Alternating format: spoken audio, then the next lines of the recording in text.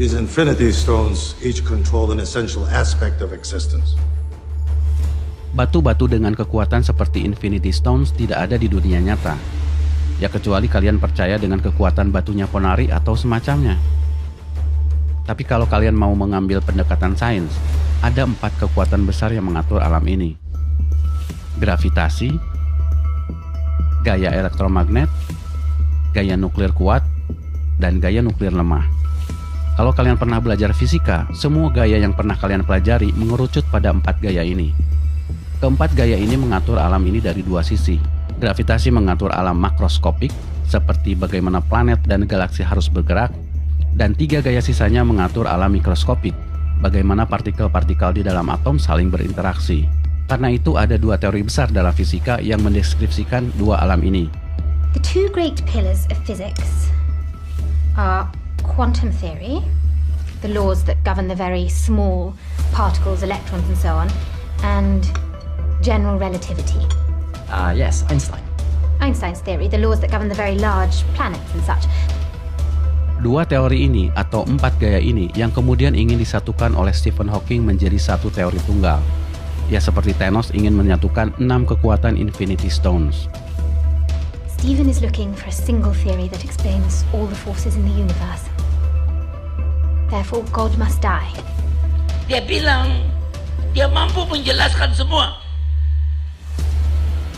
Jadi semua pertanyaan-pertanyaan secara fisika dia bisa jawab. Berarti tidak ada tempat lagi untuk Tuhan. Kurang ajar nggak? Ya pada akhirnya bukan Tuhan yang mati, tapi Hawking yang innalillahi. Sementara satu teori itu belum ditemukan. Bahkan sebenarnya sebelum meninggal, Hawking menyerah dengan mengatakan, sebagian orang akan sangat kecewa jika tidak ada teori terakhir yang bisa dirumuskan dalam beberapa prinsip. Dulu saya termasuk yang percaya itu, tapi sekarang saya berubah pikiran. Terlepas apakah nanti satu teori itu bisa ditemukan atau tidak, karena sampai saat ini sebagian ilmuwan masih percaya itu ada, mari kita sedikit berbicara tentang teori kuantum. Have either of you guys ever studied quantum physics? The quantum realm is like its own microscopic universe. To get in there, you have to be incredibly small. Ini adalah teori paling rumit untuk dipahami, bukan hanya bagi kita, tapi bagi para penemunya sendiri. Bahkan Richard Feynman, seorang fisikawan yang juga terlibat dalam teori ini, mengatakan bahwa kalau kalian pikir kalian paham dengan mekanika kuantum, kalian tidak paham mekanika kuantum. Mengapa seperti itu? Fisika, seperti yang kalian tahu, disebut ilmu pasti karena mengukur sesuatu secara pasti.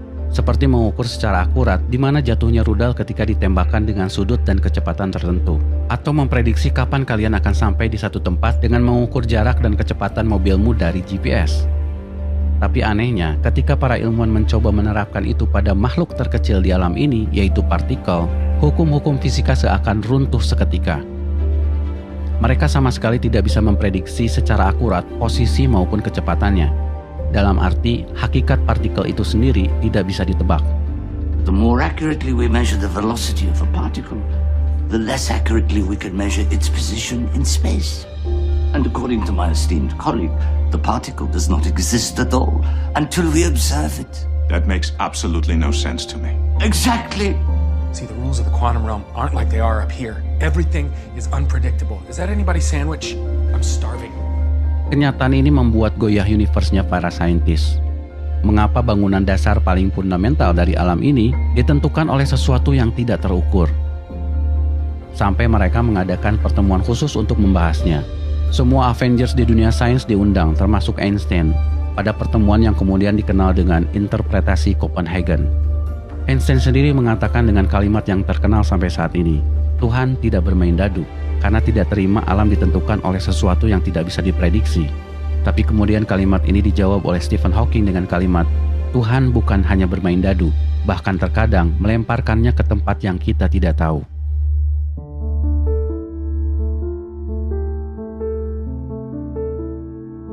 Apa kesimpulan kalian dari cerita ini? Apa endgame-nya? Kalian boleh menginginkan kekuatan seperti Thanos atau raja yang duduk di singgasana dengan segala kekuasaannya. Kalian boleh menginginkan kepintaran seperti Tony Stark atau ilmuwan dengan segala kejeniusan teorinya. Tapi jangan sampai kita dikutuk oleh kekuatan dan kepintaran itu sendiri. You're not the only one cursed with knowledge. My only curse is you. Karena kekuatan di dunia ini pasti ada batasnya. Akal pasti ada batasnya. I am inevitable. Alam sendiri menunjukkan ketidaksempurnaannya dan menunjukkan bahwa mereka hanya tunduk pada kesempurnaan yang lebih besar. Jika kita merasa pintar, ingatlah, bahkan kita tidak mampu menjelaskan makhluk sekecil nyamuk, atau lebih kecil dari itu, atau lebih kecil lagi. Akal bukan ditujukan untuk mengetahui segalanya, tapi akal ditujukan untuk mengakui yang punya segalanya. Dia sempurna, dia esa, dia tak terhingga.